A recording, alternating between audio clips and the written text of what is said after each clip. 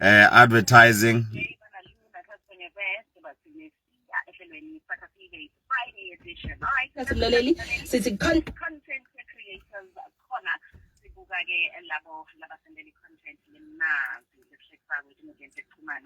content caution TikTok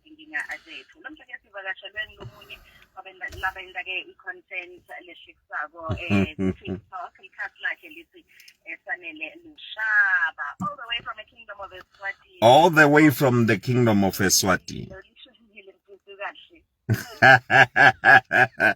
Yeah, I told people that I've got friends. Simpiwe. Bayangphikisa la ngiyabatshela time man Simphiwe utangifaka lapha kusakasive man. Just tune in to Ligwalagwala FM. Thank you so much for such a platform. Ngibo bonke labalaleli lengayingayi insimbi yesiteshi lesingaka Ligwalagwala FM. Ligama lami nesibongo ngingusanele ngwakalishaba. Ungamind ke lokukhuluma kangaka eSimphiwe. Kuyenteka ngibe ngale kwaleli desk la lombhobho lohleli kiwo ngi-interviewe wena. Alright, asesibuke ke nayi content lo matasa ngayo lapha ke ku TikTok.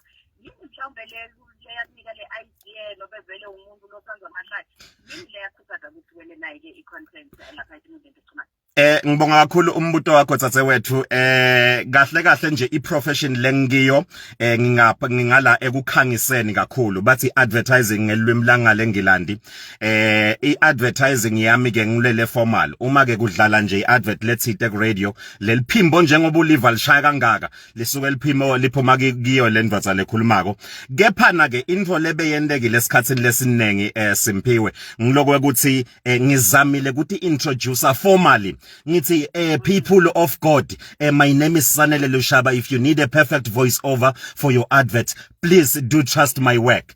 Unfortunately bantu wakhuluma that formal part they just browse through but ish nanangu up until it's time and change the style of marketing. That is where kwase clicker get the content creation lapho khona bantu labanengi baba glued in la mahlaya bathi ke bangabuka la mahlaya bathi hayi man what does this guy do ku professional level kulapho khona bangena ukuthi oh man ngulomjita wema voice over ema radio adverts kanye nema TV adverts. Wow. Na bantu bahlala nawe mhlawumbe emamoli bebemgwaqeni fanele baya record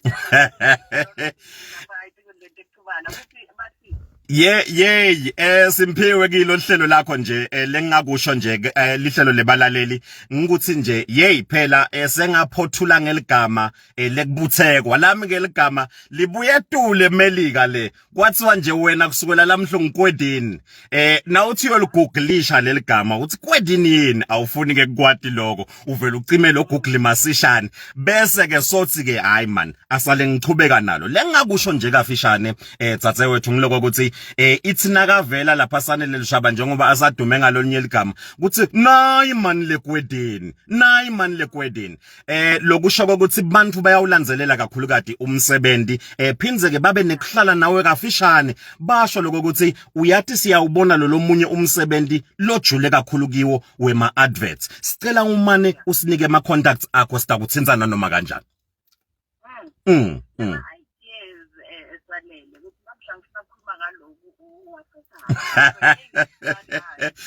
If you go to my TikTok and Facebook, I once explained noma ke ngake ngachaza kafishane nje tsatewethu ukuthi ingabe ku creator i-content ikhambisana nani kuhambisana nesikhathi losuke uphila kiso ku that moment ubuka ke ukuthi level bukephi wena bese ke so wenda lihlaya ngaloko uyawukhumbula ke ukuthi uma ngabe wenda emahlaya ke noma ke leyo content kufuna uqaphele ukuthi awutinyatheli kakhulu tepolitiki ngoba ke awutinyatheli futhi lulwimi lakho akufuni lube ngilolubi ngezathu sekwekuthi lana usebenta nebantu bema characters lahlukahlukene kuyendeka usebente nemuntu longumKristu lesendlini yekholo kufuna ke lelulwimi nalapho liconze kuyendeka kusenze bosopolitiki labaphethe wona emave nalapho kufuna lilwimi lakho libe ngiloligegako litshengisa lokuthi kahle kwepha ukhuluma ngaloko ngalamafishane nje lokuyayi kungikhutsate noma ke lokwenda ukuthi ngende i-content now and again it's exactly what is happening la ngiphila khona ku atmosphere yami, noma ke what is happening in my neighboring countries like South Africa, noma ke Africa wonke, kungaba na international. Why not? Yes. No, ngiyabakala bhuti wami sethanda futhi kakhulu i-content yakho. Ungasiphathela indlela balaleli abangasebenzisa nangabe ke basidinga kuba events nobe ke basidinga ukuthi wende lawo ma voice over nobe bafisa ukulanza lethi ngizethexhumana benanjani. Asengiqale ngayo inombolo yelicingo nje, uma ngabe ufuna ukuthinza sanele kwedini lela kwedini alisusala kwedini lishaba utawucala ke nga +268 uma ungekho even laseSwatini i-country code yethu leyo, ubese ke +268. Ngesikancane ke make bengitheke utawucala ke nge-country code yethu le kung +268, bese ke uthi 7640 7017. Lapho ke utangithola ka WhatsApp noma ke ku direct line, utalishanja libambe masishane kwedini, noma ke ufune sanele lushaba ngito tonke letinkundla tekuxhumana kude leligama lelinye lelitsepheceleti njengabo user347@gmail. No, ngusanele nje ngwakalishaba ngito tonke inkundla tekuxhumana. Ya le video ke buka ke ngisaya kiyo nje kuthi angiyiphuthume ungakakhona ukuyikhipha lapho. Namuhla njengoba bekuyi Black Friday ngibakhutile ngale wardrobe kakhulu Nkosi yami. Njengoba ubona lapha emini bengitijubela tshani, bengijuba celeni kwemgwaco, ngamangala mina ukuthi hawu naba labantu basathenga lento lesengiyikhulume kangaka.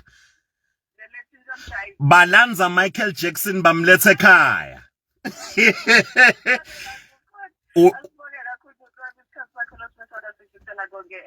Thank you so much Likwala FM. Thank you so much balalele emakhaya ukuthi ninike ikwendini indlebe yenu.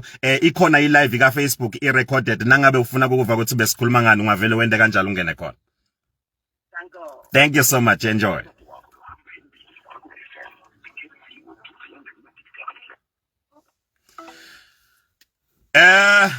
That was me on Likwala FM.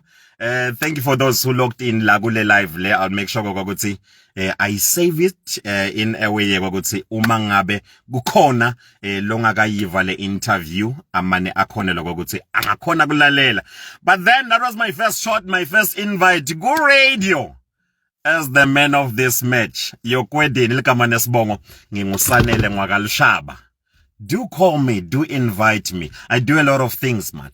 I'm a jack of all trades. It must. And it might be a master of nine. But bless you, it's a Friday. It's a Black Friday. Sebafikile nambangani bamla babi ngaphandle. Ngicela ukuthi papai. Uyabona ke? Likwala FM. Asithi ke finish. Sengichafate phila. Hoy khona. Umntwana inkosi lo semeliki suke semdidana